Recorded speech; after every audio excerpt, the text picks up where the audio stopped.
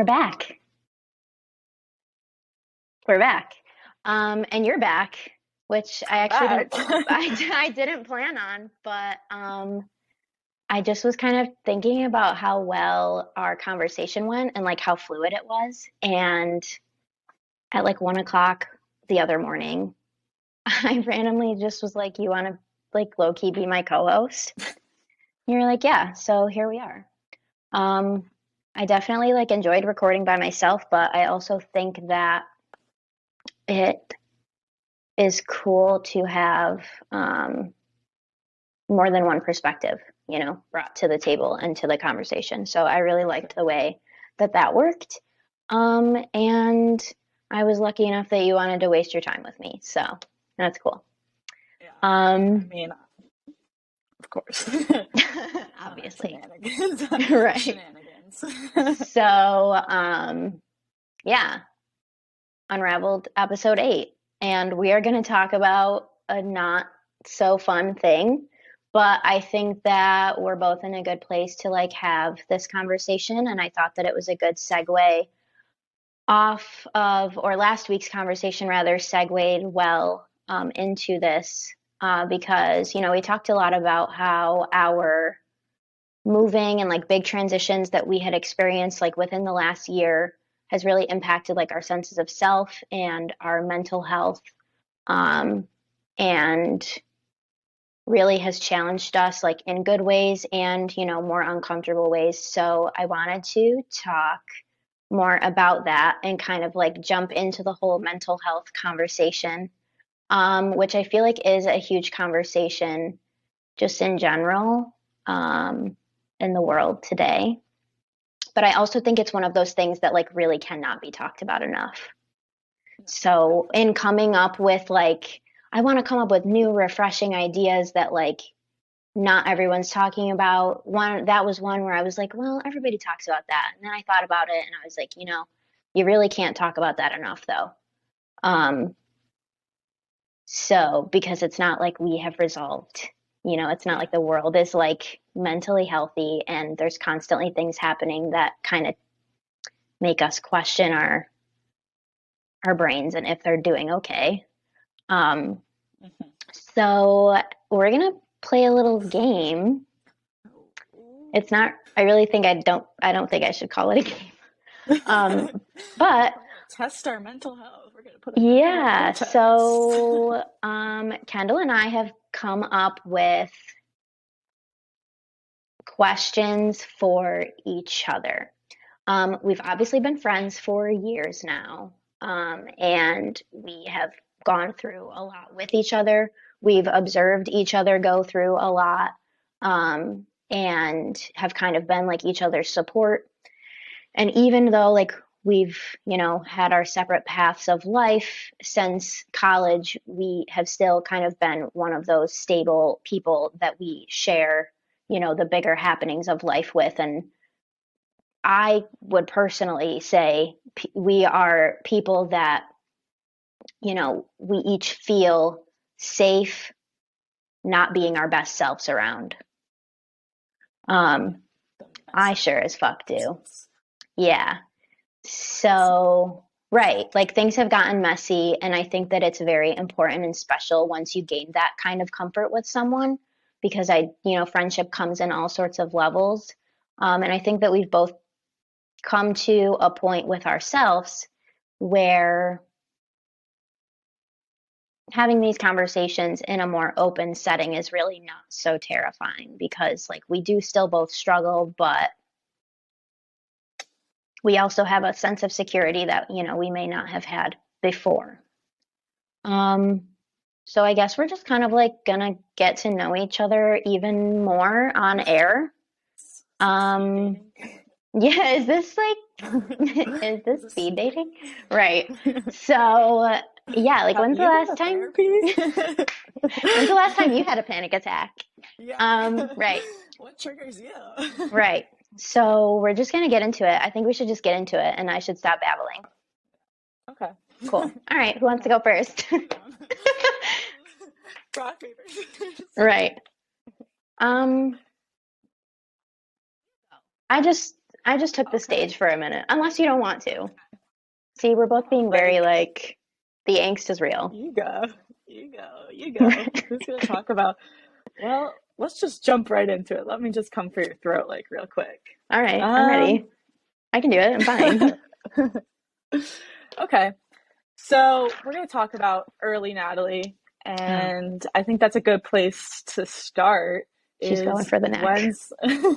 when's the first time that you acknowledged your first anxious thought or anxious trigger where you're just like, oh wow, this is sitting deeper in my throat than I thought. Ooh. Um, ow. Yeah. The first time, see, here's the thing. I don't, because of like lack of awareness and because of like the fact that you are still a child, I don't think I realized in the moment that I was having like an anxiety attack or was experiencing an issue beyond like normal nervousness. Um, but I would say, honestly, for as long as I can remember, but one that really sticks out to me was probably when I was 10 years old. I was in fifth grade. Uh, and I definitely think that I was an overthinker perpetually, like far before that. But I remember that there was some really not good shit going on in my family, a lot of conflict. Like my parents were already, separated at that point, but there were a lot of issues with my dad and, my mom and my sister and I were kind of like the pawns and all of that. And uh, I remember like not speaking to my dad and like even for someone so small, like harboring a lot of anger. And I went to school, like there was a specific incident that happened that I will definitely spare y'all the details to. But I remember going to school the next day and like definitely felt off. But I had already become very good at compartmentalizing things. But I was in art class, which like at the time was like one of my favorite classes. My art teacher was someone who made me feel very safe, and very just like free to be who I was. And I remember sitting at my table in art class, and class is going on around me, and she's teaching, we're doing projects, whatever. And I just like I felt very sick in my stomach. Like I got really, really intense cramping and just like the worst stomach ache ever I had ever experienced. And I just was like, that's weird.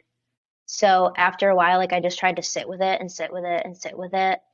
And I was completely like disassociated from class. And I ultimately was just like, I need to go to the bathroom. So I got up and like excused myself. And like halfway down the hallway, I literally just keeled over and threw up everywhere. Like you think about it, right? And like on one hand, Yeah. that's a funny story because like the boy that I had a crush on was sitting in math class and I puked right in front of the Yeah. door of his classroom, right? So Mm. that's a funny fifth grade story. But on the other hand, you have this tiny person who's dealing with all of these feelings that she has no sense of processing, Yeah. and it made me physically ill. And that was probably the first time, like I said, I didn't know it at the moment, but years later, like when I was reflecting on like my own mental health and where the fuck all of this came from, um, that was probably the first time that I had really dealt with like somatic symptoms where like my emotional Yeah. No, state I think made me that's physically fair. sick. Yeah, and being a kid, like you Hmm. harbor so many emotions that you just don't know what they are for so long. But as you grow up, you're just carrying all these things that happen and you just didn't know. Yes. So, Yep. so it's just like, okay, like you might have like thrown up and like we're just like, oh, that's just a bad taste in my mouth type thing. But it came from this anxious thing that was happening It at was home directly that you connected didn't to know that how to do with. situation. Yeah, Yeah.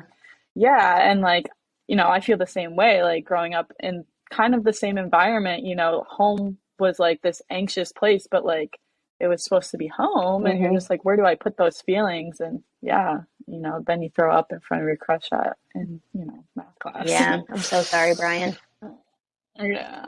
Anyway, but yeah, and I also don't even think I realized this until just now. Like perhaps being in that safe space of my art class allowed my body to like feel its Release it. Yeah. feelings. Yeah. Yeah, Yeah. that's heavy shit. And See? you're 10 years old. Like, I don't know. I'm not like, hi, Yeah. may I use the bathroom? I'm having an anxiety attack. It's like, no, like, I guess No, my breakfast doesn't exactly. agree with me. Like, No, and that's what you think. Like when you're a kid, you don't really know any better, but you obviously know shit ain't right hmm yeah, something like you can't even in your body. place. Just Yep, like your intuition or something. yeah, yeah, for sure. Well, thanks for starting off strong. Jesus. Yeah, buckle up. We're just getting started. um, okay. Well, here's my first question for you, sir. Okay. What is your All right. most common reaction to feeling triggered? Can you always even identify that you are triggered, like in the moment? Mm. So I would say my biggest factor is my disassociation with what's actually going on. I like to protect my peace. hmm And when things overwhelm me and I'm feeling anxious, I do a hard shut off, which is like really bad, hmm but my brain doesn't like to process it. It's just like you need to go chill. Yeah. Whatever is happening, it feels like I'm in flight or fight and I just can't move. So that's like a big thing. I think early on, a big warning sign when I got anxious was I couldn't sleep, the nauseating stuff. I've kind of grown out of that stage where I'm not as I used to wake up and just automatically be nauseous and just like go about my day. hmm But now it's and I was just telling you this that I sigh and huff and puff now. Like hmm I'll be at work and like they'll give me the rundown at work and be like, I need this done, that. And I'm just like and they're just like, "Are you okay?" And I'm just like, "Oh yeah, sorry. Like Sometimes I'm you just just like I'm gotta just let it yeah, out. I'm just processing it." So I think I'm always discovering these like new anxious triggers, but my brain gets overloaded with all this information now that my body just shuts down. hmm And I'm just like, I just need a second to Yeah. do life Well, and that's like reset. And totally familiar, number one, but I think that a lot of people do that and like they don't even realize it. yeah, It's like a no, like learned makes a lot of reaction to sense. things, like when you go through traumatic stuff during very formative years of your life, like your brain literally, depending on the caliber of the trauma that you're experiencing, will shut off Yeah. to keep you No, and safe, like like, and make you not that's live through it any exactly. more than you already are. And so then, like, once you're used to doing that during, like I said, a very formative part of your life, I think that that becomes part of your life when you're older, even when it doesn't necessarily need to be. No, and I definitely have this avoidant attachment style that I've learned to love and it is what it is at this point hmm because of childhood stuff and dealing with issues that made me anxious. Wasn't necessarily that I would get yelled at or like things like that. It's just like confrontation. Even if it's other people's confrontation, I shut down. I'm just like, no, I'd Uh, like to avoid it. It's, yeah. yeah. Yeah, like please don't do that. So that's been an interesting thing to learn about myself is that my body just can't do that right away. Like hmm eventually, like I'll circle back to like the issues now and be like, okay, this is what I'm feeling. This made me anxious, and I think I can talk about it. But in the moment, people are just like, well, why are you shutting out? Why are you shutting down?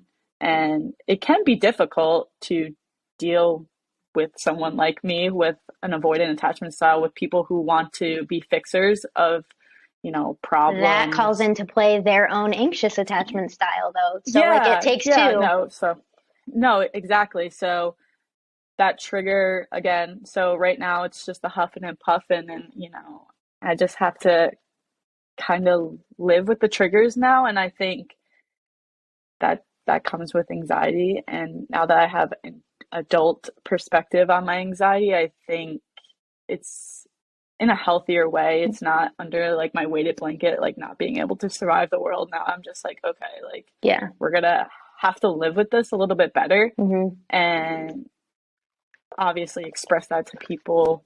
And I think that's a big thing. Being like, oh, that made me anxious for A, B, and C. Totally. It's not you. So like just let me work through this, let my body work through it, Hmm. and giving myself, that time to really feel, that overwhelming feeling that might last 5, 10, couple hours, but work through it on my own pace. Yeah, which I think is like a reasonable way to go about things because that's avoidance is a very slippery slope. I think I have erred more on the side of having like an anxious attachment style, but as I've gotten older and like life and I myself have ebbed and flowed, I think I find myself having a bit of both, like teetering back and forth between, really honing in on that anxiousness and then also just kind of like having that avoidance as well, depending on the situation or depending on like where I'm at in life. Um, and it was almost for a while, and something that I still am continuing to work through is if I jumped from one to the other because I had acknowledged that anxiousness and that attachment was not healthy. So I slowly but surely like kind of worked my way to the other side of the spectrum where it was just like Yeah. ain't shit bother me. Um, Yeah. and that's not necessarily healthy either, right? Like so Hmm. that's a really slippery slope. And I think that a lot of people, when you're anxious, like that attachment style obviously rears its ugly head a lot. It's a lot more vocal. Whereas like an avoidant way of dealing with things can almost be masked by like, I just let things go, or like, I just don't sweat it that much. And it's like, you're not effectively processing and letting things go, you're repressing it. And that's where it will bubble back up um, some way, shape, or form. Like it will find a way. You don't want to acknowledge it. You don't want to process it in a healthy way. Like it will find its way. And I had to learn that the hard way too. Whether that's like you coast and you're fine for a while and you just wake up every day nauseous, or you coast every day for a while and you're fine, and then you wake up one day and you just like have a meltdown and everyone thinks that you're fucking Yeah, crazy. So I agree, definitely. 100%. No, that's like where the triggers and like the things that used to obviously incline me to like being anxious, like waking up, like you said, nauseous or not feeling super well, was because I was avoiding things that typically I didn't want to talk about in that moment. And I think now being able to express myself because I understand myself, and we've said, now that we're sitting with ourselves and understanding, what actually is going through our heads more clearly without the distractions and this Hmm. and that. And, you know, yeah, I like to be chill and like, I don't like confrontation. I think it like makes me feel, really overwhelmed. But I've realized that avoiding it is just as, confrontational, just as Yeah. icky to Avoidance to my me being. is like having a credit card. Like you Yeah, gonna it's get like free shit it's now, but you're gonna there. pay for it Yeah. later. Yeah, like Ken, we don't want to throw up all day. Like just say what's on your mind. Like Right. speak your fucking chest. Like I'm just Yeah. like, ah, it Yeah. like makes me so upset sometimes. But that's like the humanness of it And for acknowledging real. it is huge, you know? I'm yeah, it's like the baby steps. Like, the first time I can like admit to somebody like that didn't make me feel good, I'm just like, yeah, that didn't make me feel good. Yeah. Don't do that. Right. Please don't do Yeah. that. But like, yeah. So, ah. Well, All right, let's your roll draw. in. Okay, so we're gonna going into like the anxiety attachment, all this stuff. And we last episode talked about the big move and the controllables, I guess. Hmm. And what degree does your anxiety allow you to feel like you have control over your life?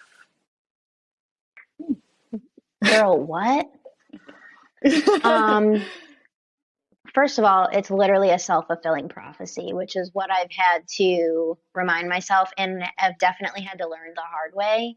Your anxiety, that's what a lot of the time anxiety is, like in its root, is an attempt to feel control.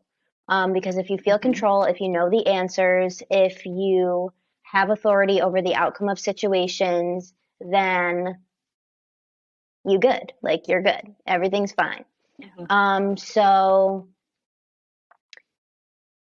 my anxiety has been very vast. I've had severe anxiety regarding a multitude of things in life, whether it's relationships, my health, past trauma, catastrophic thinking as far as like things that could happen in the future. Um, and so, as far as like the controllables, the hugest hurdle, which I'm still and probably will still be hurdling every day in some capacity for the rest of my life, which I have accepted. The hugest thing is realizing that there are no controllables.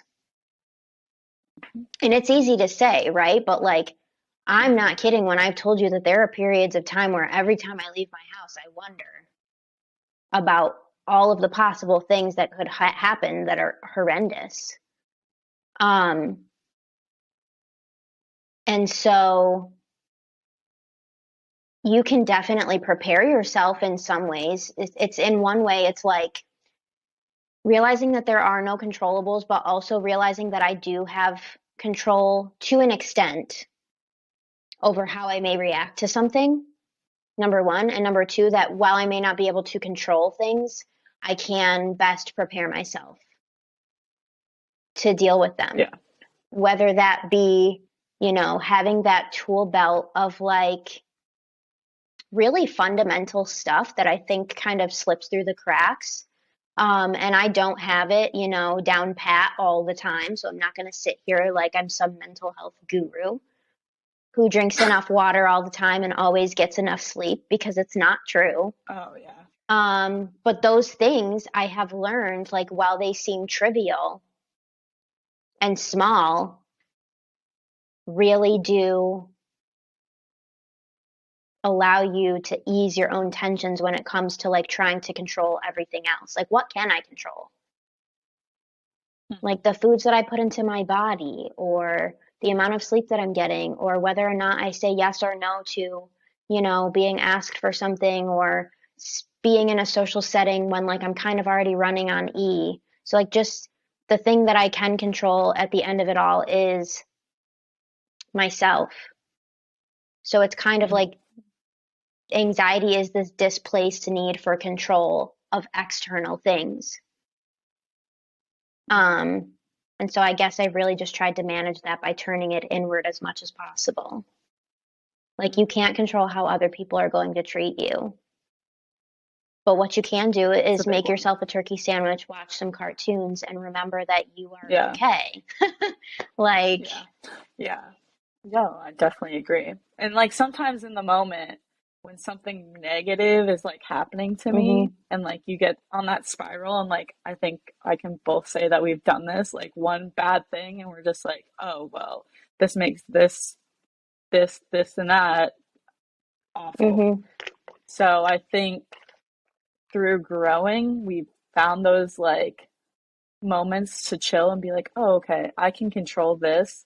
But it like wasn't always so simple for us in our head, like when we were trying to figure out what is actually Oh in the yeah, in our control. it's It's always like, easier to intellectualize it, yeah, in retrospect, like when you're not balls deep in the catastrophe of whatever's happening. the shit show, the shit Right. show, Like the when, dumpster fire. yeah, like when you're not flailing around the dumpster fire, when you're looking at the dumpster Yeah, fire as a distant memory, it's easier to say, well, I can do this, this, this, and this.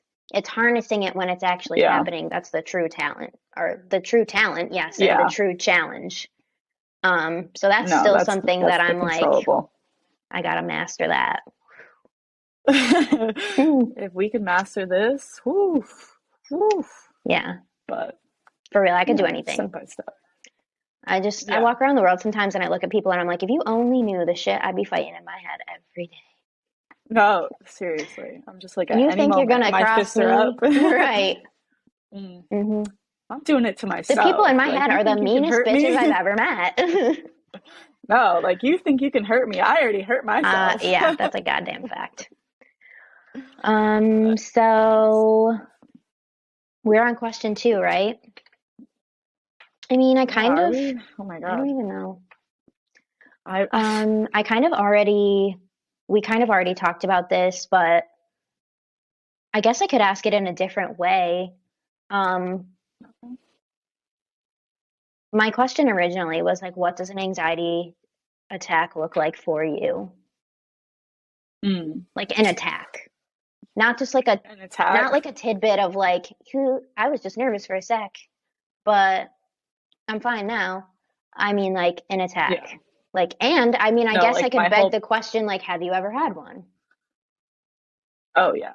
Yeah, no. My anxiety attack is literally my blood goes from 0 to 100 degrees, like absolutely astronomical. Like it's in my face and I get the tingles everywhere. Mm-hmm. And again, the hard shut off. I don't necessarily like have like the breathing, but I start to like, get all my head's all wonky, a little foggy. And it's a scary thing. I Yeah. think for me, for me, finding ways to calm down my body and bring myself back down to earth, as you would Mm-hmm. say, has been a challenge because I don't think my anxiety attacks always feel super per se like that. I think sometimes it's not leaving my bed and, I have to kind of sit with myself. So it looks very different to me.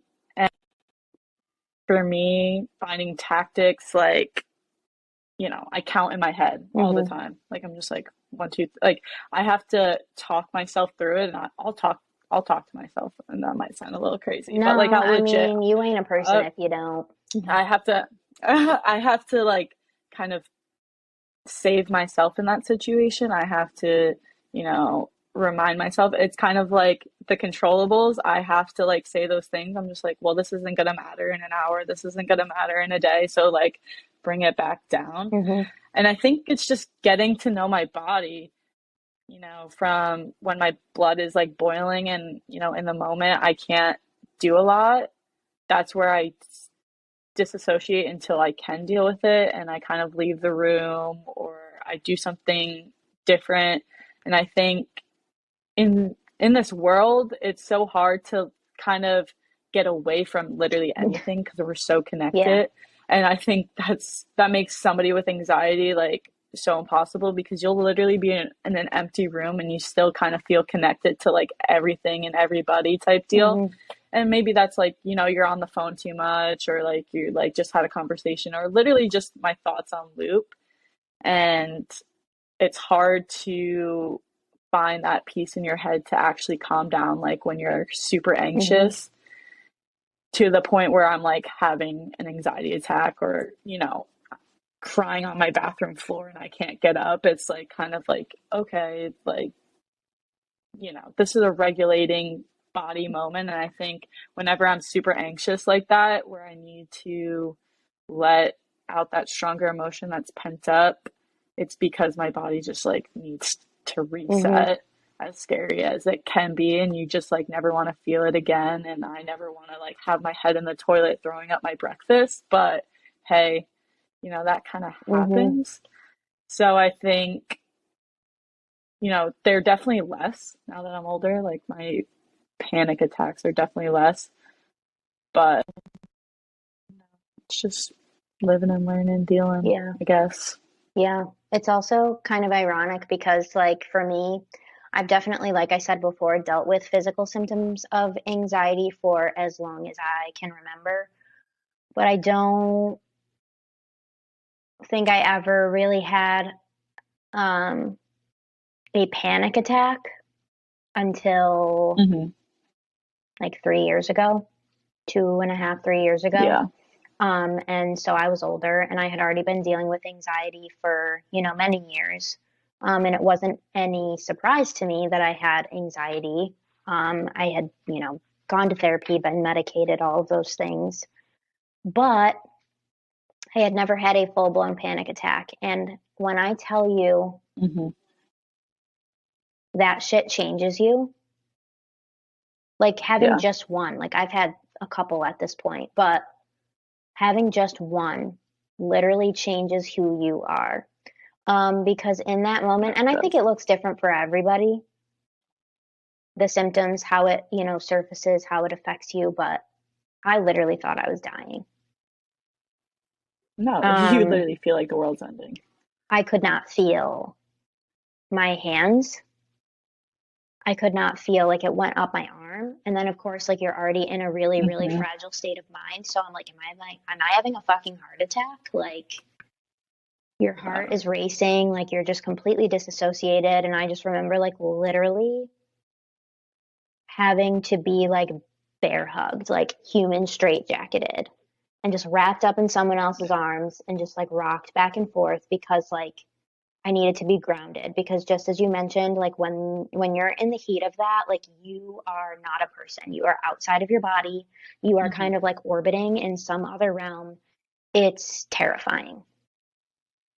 It's terrifying. no, it's it's actually, really humbling to like be like, wow, my body has reacted. Like, it's not that your body like fought against you, but it kind of like It's a is cry for that help, like I I think. have to, yeah, you have to gain that control over your own body again. And I think that's the You need to like scariest become friends with thing is, yourself almost. I think for me that realized like my yeah, body and my brain and my heart like really need me in ways that I've kind of been yeah, neglecting them and now they are retaliating against no, me. for sure. No, for sure. And I think that is a scary thing to be like, I'm the only one that can truly help myself in this Mhm. situation. And nothing or no one can really calm me down in this exact moment, but taking that control over those three Yeah. things, like you said, again, because obviously along the way you lost control of one, two, or three of those things. And now it's like, hello, Right. Remember who me? help me? Like, yeah. Um, So I yeah. think, And I feel like after the first one, like the first one is always, I think, having had them now, the most debilitating. It definitely yeah. knocks you on your ass the hardest. And it's not to say that any one that you may experience after is any more pleasant, but I also think that you kind of start creating an arsenal of ways to deal with it, things that help you. So, like, by the time I had had my third panic attack, because I'm a repeat offender, um, I was like completely outside of myself, but still like went into the kitchen, got myself a glass of water, made myself a cup of tea, sat down, said, wrap your arms around me, talk to me about anything. I don't care if it was what you had for dinner last week, what you saw on the news yesterday, like just take me, bring me back. And Yeah. so it was Yeah. still fucking terrifying, of course, but you you become stronger against it. You learn how to fight back. And I also think you do have in the back of your mind, like I really truly thought when this happened the last time that I wasn't going to survive it, but I did. Hmm. So I can No, probably do yeah, it I feel again. that. Yeah. And Yeah. thank God I have not had one in like a year, 2 years, probably 2 years. There it was a cluster of time where like they had happened very like close together. And Hmm. since then it hasn't, but like holy shit. I thought I was an alien. And not in like a cool way. Yeah. Yeah. Like, I'm not on Earth Right. anymore. Like, Like, what is yeah. happening? Well, Yeah. On to number the three. next. Right. So keep it chugging. So we talked about acknowledging it in ourselves and this sort of thing. And, you're you're booed up and all these things, but how can somebody coming into your life help you or be a good ally to your anxiety, or a good partner, friend, whatever you want to call Mm, it? okay. Mm, I yeah, think that there's a lot of ways that that can be done, and I also do think that it depends on the dynamic of the relationship. Whether it's your friend, whether it's your family member, whether it's your partner, and even with partners, like no two partnerships, like no two relationships of yours are going to be the same. So that definitely is like an ever evolving type of conversation. But that's exactly it. Like, I think that the number one thing is to be with someone who's open to having those conversations. Um, be open, be with someone who is open to like hearing you and your experiences. You've got me like in my corner and dealing with the things that I've dealt with, and then I've found myself with people who are the types of people that like make fun of people who have mental health issues. So like that's obviously not a match yeah, made in heaven. Um, and it's very detrimental to you, especially when you're somebody that already might struggle with things. Um, hmm, so that's something I've learned like throughout my history of like dating and whatever, is to be with somebody that like actually acknowledges mental health as like a real thing that's like very heavily impactful on your life, regardless of whether it's mental health issues or just like maintaining your mental health in general, because like mental health is something that's part of everyone's lives, regardless of whether they have issues or not. Um, and just, I think that it's not something that has something to directly do with me, but I also think that it's super important to be with somebody who's self-aware, like about yeah, those things in yeah, themselves.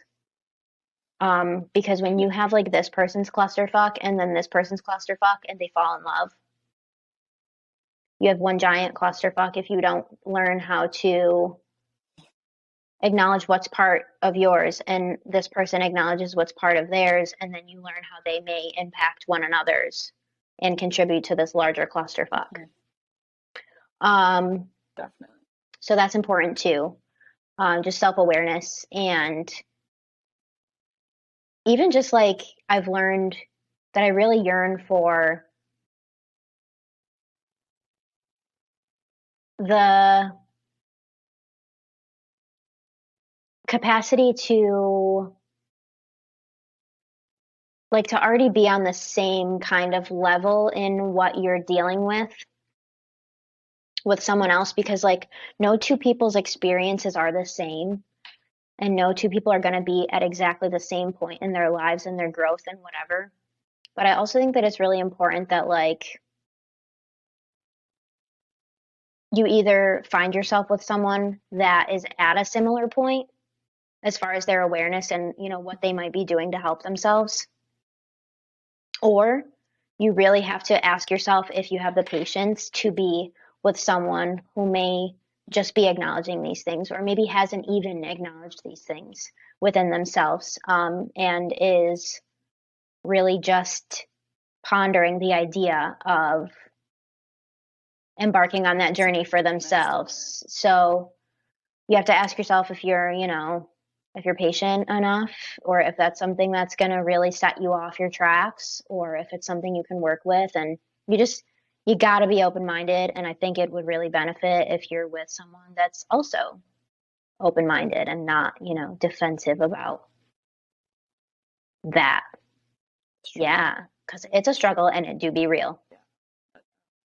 No, it do But be it's real. also very I mean, liberating. that's what a partnership's. Yeah, I mean that's what a Hell partnership yeah. is. I don't think, two equal people can like really love each other without accepting, hey, like, my shit storm's a little shitty today, Yeah. but can you kind of love and appreciate me Yeah. anyways? I'm trying my Like, best it's out just here. really, I've always been the one in relationships that's like, she's the mentally ill one. she's the one that takes the medicine and Yeah. goes to therapy and this, that, and the third and talks about like her childhood trauma. And it's like, well, actually, those are things that we are both dealing with. It's just that I have faced it. We are in the ring with each other, and you are sitting sidelines eating your fucking popcorn. Okay?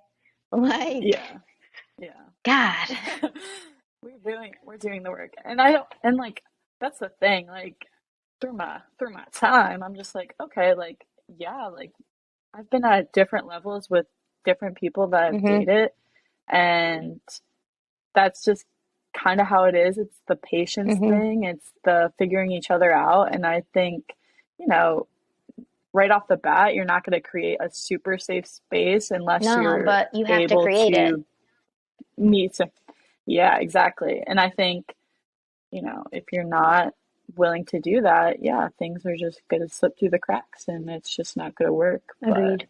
then you know, Agreed. then you know. 3 for 3 with these questions. So it's Ooh, my turn, yeah? we're killing it. I think All so. right, I guess I'll go. So, in our like All behind the right. scenes conversation, you have mentioned that, anxiety and just like managing and dealing with your mental health and all of its like multifacetedness has become a pretty consuming part of your life. And like, obviously, there have been points where anxiety has become a more consuming part of your life, and you realize, like, damn, this is a part of my life now. Yeah. So Yeah. do you remember yourself like before that realization? And if you do, what would you tell her?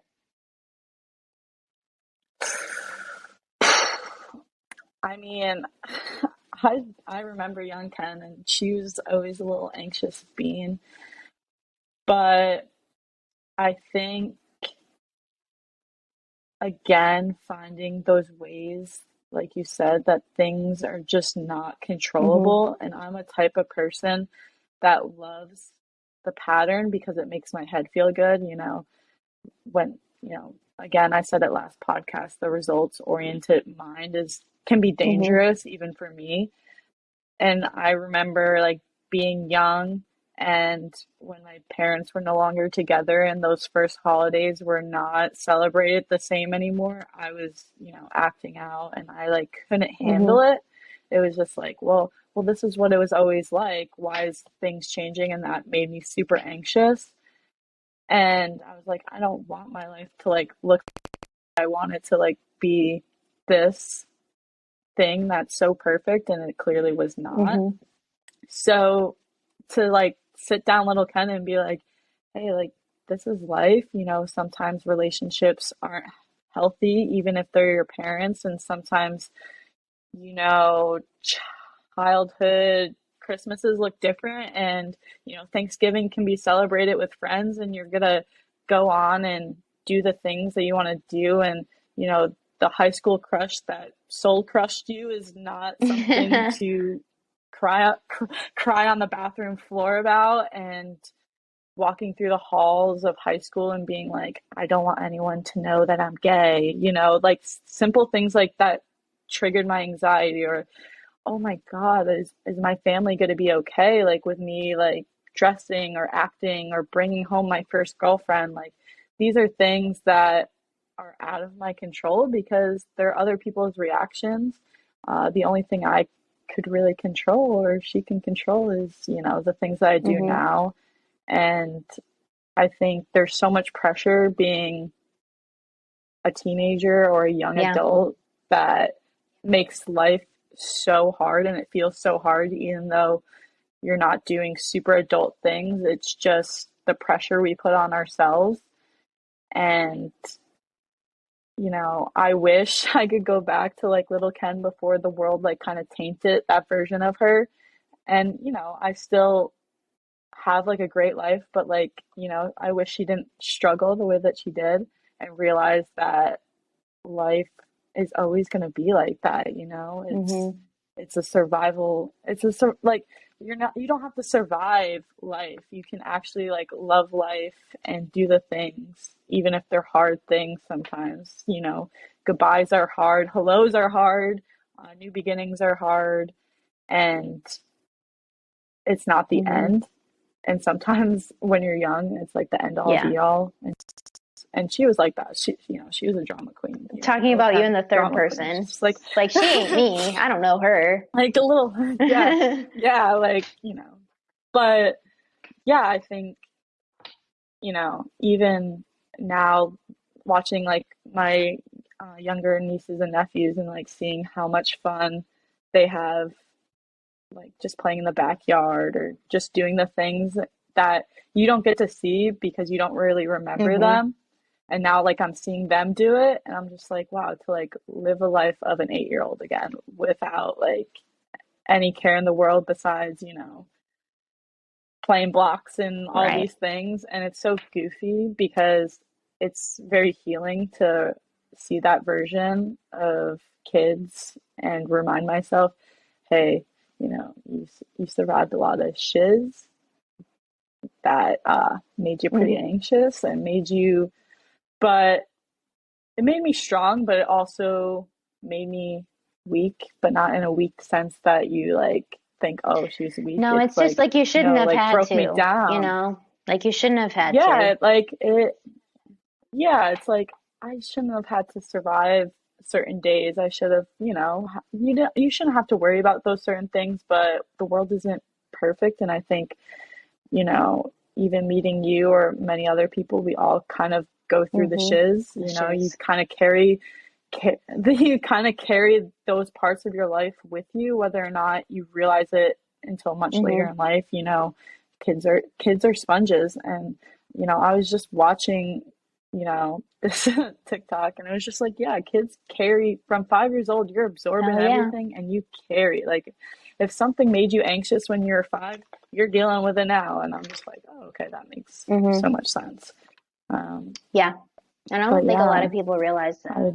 I, That's been a big conversation in my life lately, actually, is like the correlation between things that happen when you were younger during those very formative parts of your mhm, life versus the way that you act now and the way that things impact you now. Like oh, something for sure. even as simple as like there was a lot of door slamming in my home when I was a kid. So now when people slam doors, Mm, like it makes me, yeah, it makes me jump. Um, yeah. People really don't draw those lines. Um, and I think Hmm. that it opens up a whole new world of thinking and realization and empathy for yourself when you do draw those lines. No, for sure. Because it's like, I'm not acting this way just because there's a reason. There's a little Hmm. divot in my brain that was made 20 years ago by this instance or this reoccurring pattern. And that is why when someone yells at me, I cry. you know? Yeah. And I think and now that I go to therapy now and all this stuff, but like, it's not necessarily when you go and do the work, the things never No, go it's how you away. react to You them just that learn, changes. you Yeah. react to it. You do. And I think that's the biggest thing is like people want to wash away like They all think these being healed things is never and being change triggered. Like them. you're always going to be triggered. Yeah.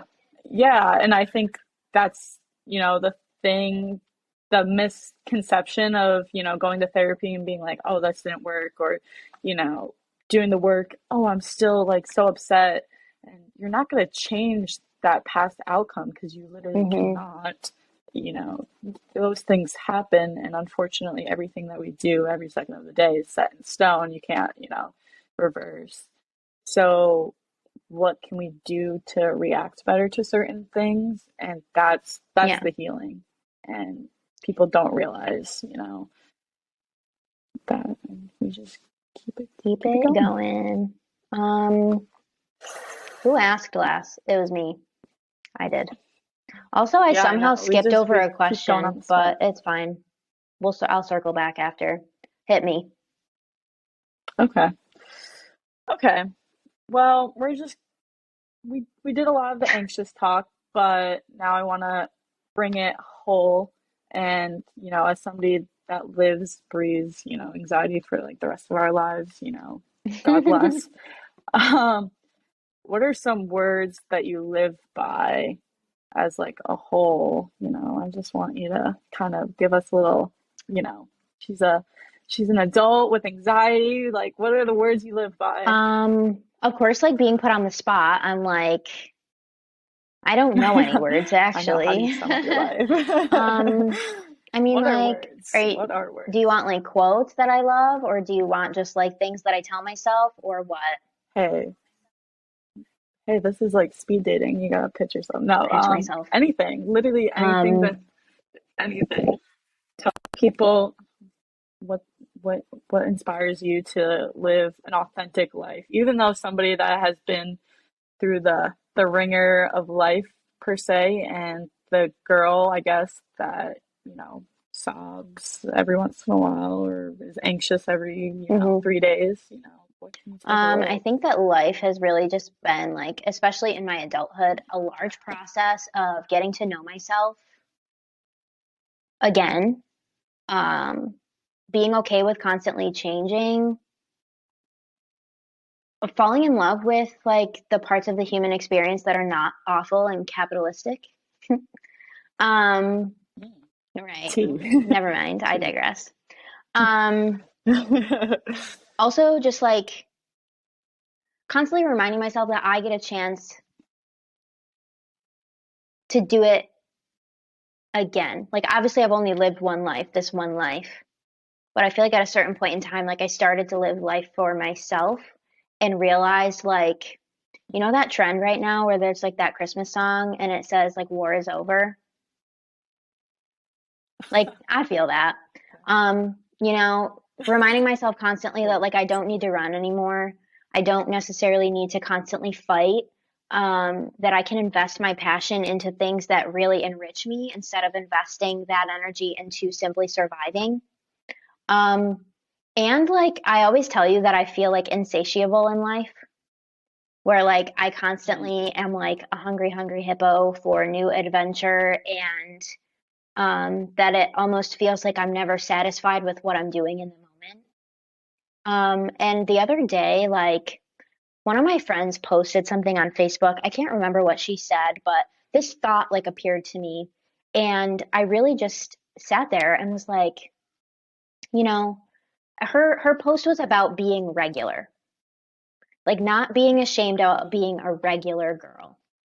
And Alexa, play Mhm. Normal Girl by SZA. Anyway, um, so I commented on this post and I said, when you grow up in survival mode, sometimes being normal or regular feels like a dream. And like I constantly beat myself Funny. down and I'm just like, why aren't you fucking spectacular? And it's like, first of all, you are.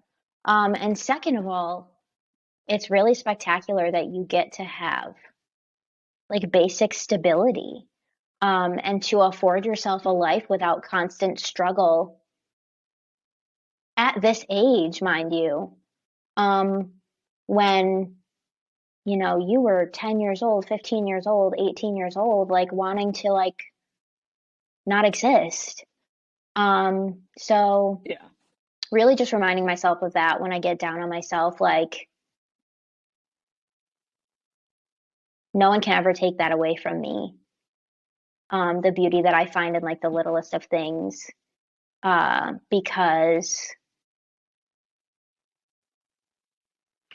I did it, like, and I continue to.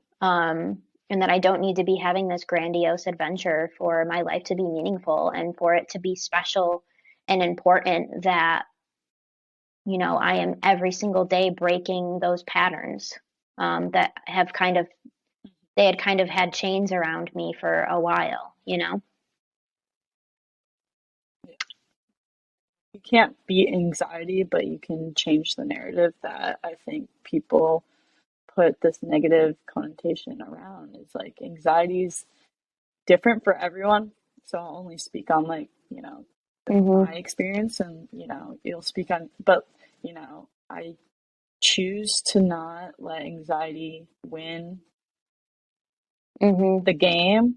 Some days they'll win the days. Some days, my Yeah, like you anxiety can have will this win. one, but But as yeah, as far as like my life and reclaiming and unclaiming and reclaiming different aspects of it, you know, again, it's not, I don't want to live on survival snaps to the mode. I don't unclaiming and want to reclaiming be this, also.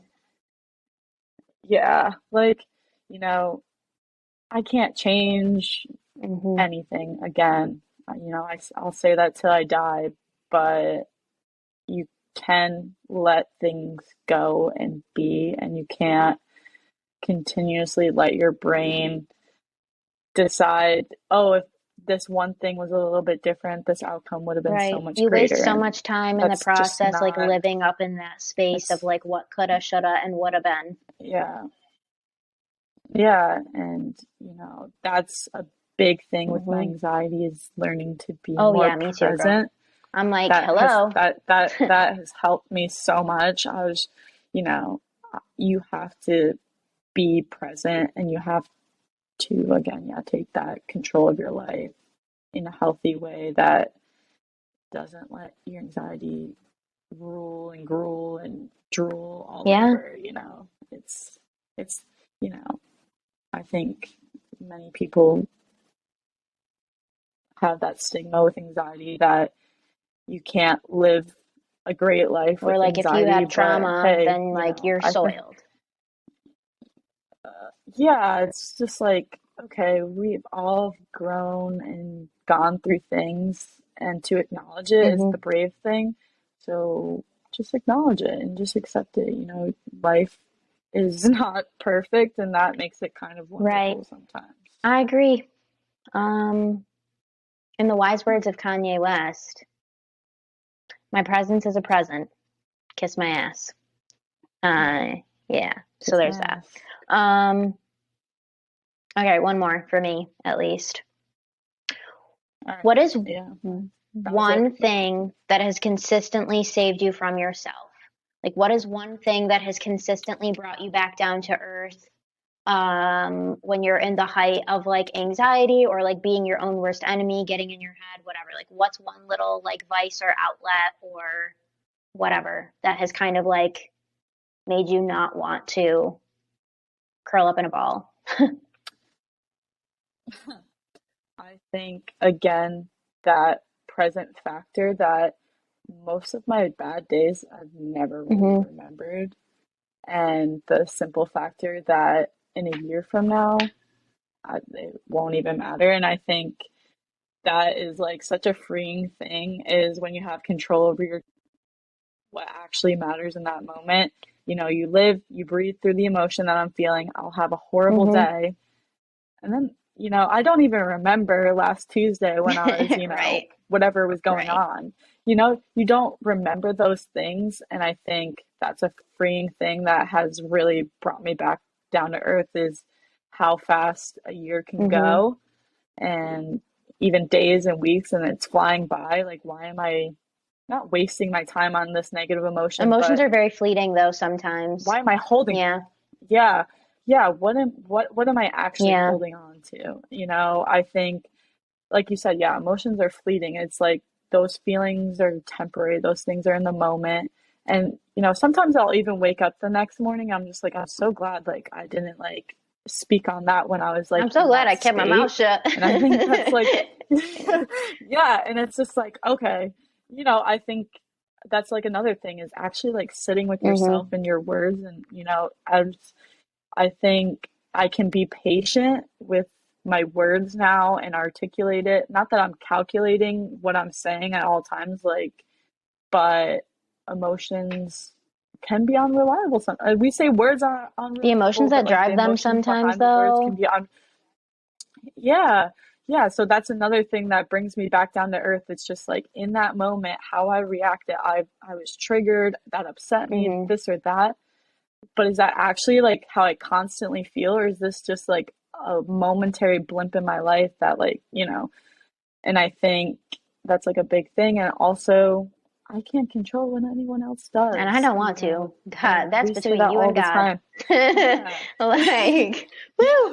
like, it's just like it's like I got enough up here. Like, Yeah. sheesh, like, but no, I think that's also a very freeing thing is that what anybody else does isn't a me thing, Hmm. it's a them thing, and that's their life and their journey, and They can they can have have. it. That's the freeing part. That's the They freeing can have part all of it. about this whole thing. All, you don't want And mine, I sure I as don't want fuck that. don't want So yours. yeah, God bless. yeah. So Well, you said that was it's a your last, blessing. right? Another, yeah, that was, I mean, I think that I think covers that's a it. wrap, baby. I think we nailed it. Well, thanks for the Thank you pro for bono therapy sesh. no, for And real. thanks to all of y'all that are tuning in. I forgot to mention this last time, but be sure to subscribe to my channel. I never thought that I would be that person. That kind of was hard to get out. And Ooh. follow me on Instagram at unraveled.natalie Rose Podcasts. Um, and yeah, thanks, Bean. All my love. Take care It's of your been a brain. pleasure once And again. for the rest of ya, I'll see you next Tuesday.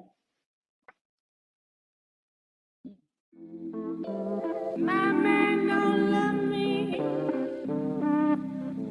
treats me oh so mean.